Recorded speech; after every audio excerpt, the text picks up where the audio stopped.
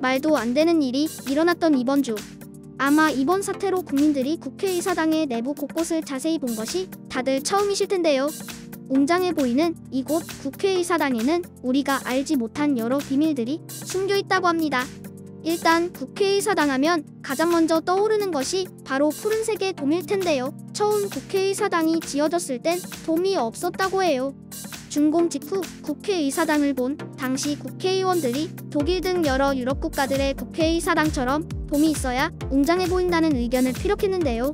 결국 그 의견을 받아들인 건축가가 돔을 새로 지어서 올린 것이라고 합니다. 사실 여러 국가들의 의회 건물을 보면 둥근 돔을 가지고 있는데 웅장하고 멋있기도 하지만 다양한 의견이 토론을 거쳐 하나로 모아진다는 의회 민주 정치를 상징하는 뜻이 크다고 해요. 그럼 우리나라 국회의사당 내부는 어떻게 생겼을까요? 국회의사당 돔 아래에는 로텐더 홀이 자리 잡고 있습니다. 며칠 전 새벽에 비상계엄령 해제안을 가결시킨 바로 그 장소이죠.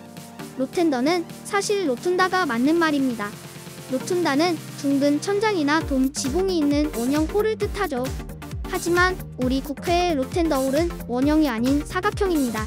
실제 로툰다라고 볼 수는 없죠.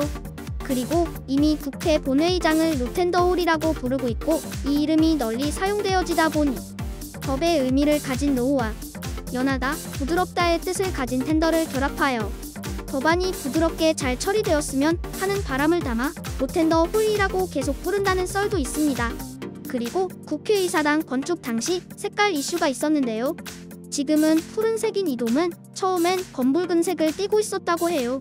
돔을 만들 때 썼던 자재는 바로 구리인데 구리는 낮은 열에도 변형이 가능한 데다 내구성까지 좋아 과거부터 널리 쓰여왔습니다. 구리는 시간이 흘러 상하가 되면 푸른색으로 변하게 되는데 건축가들은 구리를 쓸 때 색이 변할 것을 기대하면서 만든다고 해요. 시간이 지나면서 자연스럽게 만들어진 푸른빛이 멋지기 때문이죠. 뉴욕에 있는 자유의 여신상과 옛 서울역 돔의 푸른색도 이러한 방식이라고 해요. 초기에 검붉은 돔을 본 당시 국회의원들이 색깔이 저게 뭐냐 너무 칙칙하다 라며 화까지 냈다고 하는데요. 당시 그분들 지금 보고 계시나요? 국회의원들이 입법과 재정 등 국정을 논의하는 중요한 장소인 국회의사당. 길었던 지난밤처럼 두려움이 아닌 존재의 의미 자체만으로도 웅장한 국민들을 위한 국회의사당으로 우리의 기억에 남았으면 좋겠습니다.